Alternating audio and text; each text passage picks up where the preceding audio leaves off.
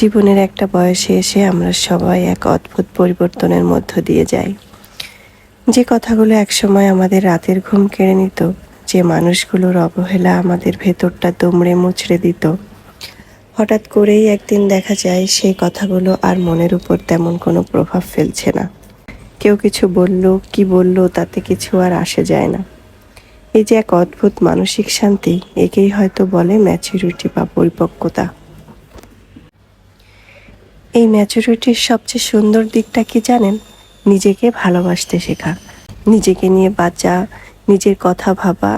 এটা স্বার্থপরতা নয়, এটা হলো নিজের প্রতি সুবিচার করা। আমরা তো সারাটা জীবন অন্যের ভালো লাগা, অন্যের ইচ্ছে পূরণ করতেই কাটিয়ে দিই।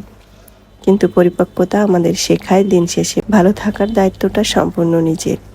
নিজের ছোট ছোট স্বপ্নগুলোকে যত্ন করা, নিজের ক্লান্তিগুলোকে একটু বিশ্রাম দেওয়া, নিজের মত প্রকাশ করতে ভয় না পাওয়া।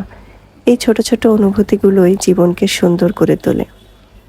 এখন আর ভিড়ের মাঝে নিজেকে হারিয়ে ফেলার ভয় নেই, বরং একাকিত্বর মাঝেই লুকিয়ে থাকে এক দারুণ স্বাধীনতা। হ্যাঁ, ম্যাচুরিটি হয়তো আমাদের কিছুটা নীরব করে দেয়, আমাদের বন্ধু তালিকাটা হয়তো একটু ছোট করে আনে, কিন্তু বিনিময়ে এটি আমাদের দেয় অসীম মানসিক শান্তি। এখন আমরা আর সস্তা আবেগে ভেসে যাই না, বরং প্রতিটা মুহূর্তকে ভেতর থেকে অনুভব করি। আপনি যদি জীবনের এই স্তরে এসে পৌঁছান, তবে জানেন আপনি ভালো আছেন, আপনি নিজেকে চিনতে পেরেছেন। অন্যের দুনিয়ায় হারিয়ে না গিয়ে নিজের তৈরি করা ছোট্ট আকাশেই এখন আমাদের আসল সুখ। আপনার জীবনেও কি এই এমন পরিবর্তনগুলো এসেছে, যখন মনে হয়েছে অন্যর কথা আপনাকে ছুঁতে পারছে না? কমেন্টে অবশ্যই জানাবেন। ভালো থাকুন, নিজেকে ভালোবাসুন। দেখা হবে পরবর্তী ভিডিওতে। আল্লাহ হাফেজ।